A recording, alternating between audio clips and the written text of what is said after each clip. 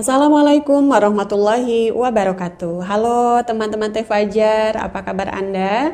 Salam rahayu bagi kita semua ya. Semoga kita selalu berada dalam lindungan Allah Subhanahu wa taala, selalu berbahagia, selalu bersemangat dalam menjalani aktivitas dan rutinitas kita sehari-hari.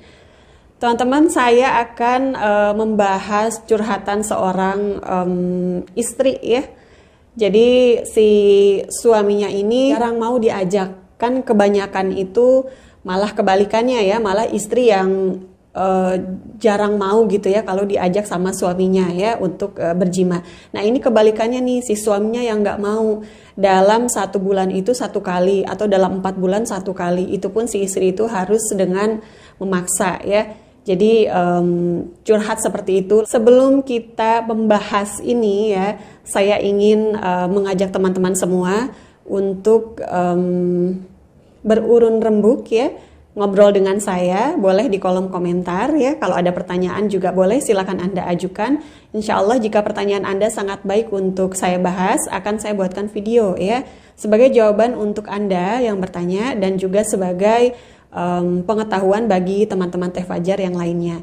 Mau curhat juga boleh, mau berbagi pengalaman silahkan ya. Ayo kita diskusi ya, karena masalah dalam rumah tangga atau pasutri ini tidak melulu tentang permainan di ranjang, namun banyak sekali aspek lainnya yang bisa membuat rumah tangga goyah ya. Nauzubillah min dzalik. Semoga kita selalu bisa berbahagia dengan pasangan kita. Oke, teman-teman, akan saya bahas ya. Tadi si istrinya itu curhat ya, sudah saya singgung di awal ya.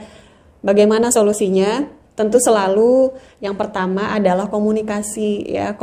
Komunikasikan sama suami, kenapa sih kamu selalu nggak mau ya. Si suami ini selalu bilang, aku lelah, aku capek gitu ya. Ini kasusnya ya sama kayak istri yang nggak mau diajak sama suami ya, dengan beralasan capek gitu ya, lelah. Ini kebalikannya, ini suami malah yang nggak mau, istri yang ngejar-ngejar pengen gitu ya. Tentu tadi yang pertama komunikasi ya, komunikasikan. Kalau setelah komunikasi masih aja begitu, Anda bisa ngobrol sama dokter ya, bawa suami Anda ke dokter. Apakah memang suami Anda punten lemah syahwat, tidak ada hasrat gitu ya, nggak ada kepengen, lalu cari tahu ya. Cek juga apa kadar gula darahnya, kolesterolnya dan lain-lainnya, terutama hormonnya juga dicek ya, hormon testosteronnya. Kalau memang hormonnya ini rendah atau di bawah batas normalnya, bisa jadi ya suami Anda tidak ada keinginan sebab testosteronnya ini sangat rendah ya, bisa jadi itu. Nah setelah itu kalau memang dirasa semuanya oke, teteh, terus harus gimana? Coba cek ya, apakah suami Anda sedang lelah, benar-benar lelah ya. Lelah yang dimaksud di sini adalah bukan lelah secara fisik, namun lelah secara mental. Apakah suami Anda sedang ada masalah di kantornya yang berlarut-larut gitu ya, yang bikin dia itu kepikiran, terus nggak bisa berpikir dengan jernih ya. Jadi pikirannya itu berat gitu ya, stres gitu. Karena kebanyakan lelaki itu, teman-teman, ketika ada masalah, mereka itu jarang bercerita sama istrinya. Mereka lebih senang diam atau curhat ke teman-temannya ya, yang notabene yang teman sekantor ya, yang laki-laki. Mereka lebih senang berdiskusi atau ngobrol sama temennya dibanding dengan istrinya. Bukan suami ini tidak menghargai istrinya, namun memang seperti itu ya. Jadi kayak suami itu nggak mau membebani istrinya. Jadi hanya ingin membahagiakan istrinya tanpa mau bercerita tentang masalahnya. Biarkan aja dulu ya. Kalau memang suami Anda nanti tidak kuat, pasti akan cerita ke Anda ya. Nah tadi kayak gitu, karena banyak sekali kejadian ya, suami yang tidak ada hasrat itu sebab lelah secara mental, psikisnya ini lelah ya. Ini coba Anda gali, Anda cari tahu. Lalu juga kemungkinan yang lain, ini punten ya, masalah pada istri ya. Misalkan istrinya punten ya, istrinya itu tidak bisa menjaga diri ya. Bisa aja bau badan ya, atau maaf sekali ya, farjinya ini bau. Banyak suami yang mengeluhkan farji istrinya bau sehingga suaminya ini trauma gitu ya. 1, 2 kali, 3 kali masih ditoleransi, tapi untuk kesananya suami udah mulai dingin, udah mulai males gitu ya. Jadi usahakan untuk para istri ya, kalau suami pulang kerja itu kita sambut dengan sumringah ya, kita sambut dengan senyuman.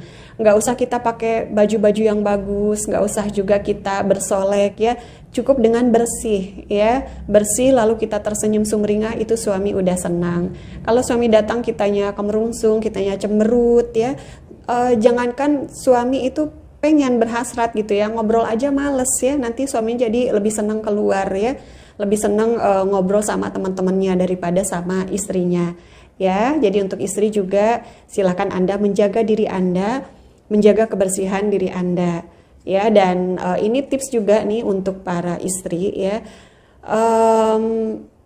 bukan Anda saja yang ingin dipeluk, tetapi terkadang suami pun ingin dipeluk. Terkadang suami juga ingin dimanja ya, bukan hanya istri saja. Coba Anda ketika suami Anda tidur, Anda peluk dari belakang, Anda cium lehernya, leher belakangnya ya, Anda usap-usap. Itu akan menimbulkan rasa nyaman, rasa tenang di hati suami Anda. Oke teman-teman, jadi tadi kayak gitu ya, komunikasi, lalu juga bisa berkonsultasi dengan dokter.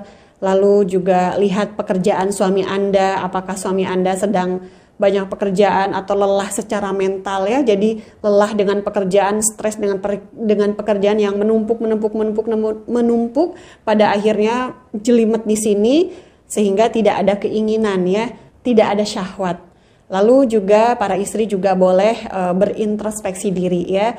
Jaga kebersihan diri, lalu performa istri di Raja juga harus oke ya, harus aktif ya, jangan diem aja kalau lagi main sama suami. Oke, untuk teman saya ya yang curhat, semoga apa yang saya sampaikan bermanfaat untuk Anda ya. Sekian dari saya, semoga bermanfaat bagi Anda semua. Wallahu a'lam bishawab. Wassalamualaikum warahmatullahi wabarakatuh.